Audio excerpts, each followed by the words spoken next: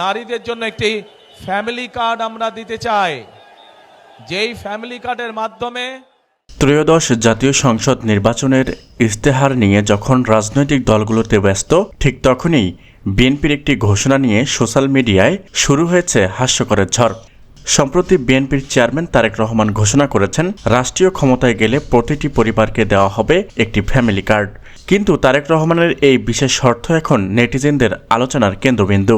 তিনি বলেছেন, যাদের সংসার আছে তারাই কেবল পাবেন এই কার্ড, ব্যাস। এরপরেই নেট দুনিয়ায় প্রশ্ন উঠেছে, তবে কি ফ্যামিলি কার্ড পাবেন না ব্যারিস্টার রুমিন ফারহানা? অবিবাহিত হওয়া নিয়ে তবে কি রুমিনের জন্য কাল হয়ে দাঁড়ালো? বিস্তারিত থাকছে আজকের প্রতিবেদনে। দর্শক, গত কয়েকদিন আগে এক জনসভায় তারেক রহমান বিএনপির দীর্ঘমেয়াদী পরিকল্পনার কথা জানান। সেখানে তিনি বলেন, ক্ষমতায় গেলে নিম্ন ও মধ্যবিত্তদের জন্য খাদ্য ও নিরাপত্তা নিশ্চিত করতে ফ্যামিলি কার্ড চালু করা হবে, তবে সংসার বা পরিবার থাকা আবশ্যক বলে উল্লেখ করেন।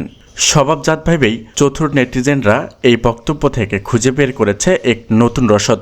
জৈনিক ফেসবুক ব্যবহারকারী এক পোস্টে লিখিয়েছে, তারেক রহমান ইনডিরেক্টলি রুমিন ফারহানাকে বলে দিলেন, আপনার তো সংসার নেই, আপনি ফ্যামিলি কার্ড পাবেন না। পোস্টটি মুহূর্তে ভাইরাল হয়ে যায়, হাজার হাজার শেয়ার আর কমেন্টে ফেসবুক সয়লাভ। কেউ বলছে, সত্যি তো রুমিন ফারহানা, আপনার কার্ডের কি হবে? আর কেউ বলছে, বিএনপির নেত্রীর সাথে কি এই অবিচার হচ্ছে? ব্যারিস্টার রুমিন ফারহানা বাংলাদেশের রাজনীতির এক অন্যতম জননেত্রী। ব্যক্তিগত জীবনে তিনি এখনও অবিবাহিত বা সিঙ্গেল। আর এই বিষয়টিকেই রসিকতার হাতিয়ার বানিয়েছে একদল সোশ্যাল মিডিয়ার ইউজাররা। ভাইরাল হওয়া পোস্টের নিচে অনেক মজার ছলে লিখেছেন, রুমিন আপা কি তবে এই কার্ড পাওয়ার জন্য তাড়াহুড়ো করে বিয়ে করবেন? আবার অনেকে বলছেন, তারেক রহমান বোধহয় অবিবাহিতর জন্যই পরোক্ষ চাপ দিচ্ছেন না।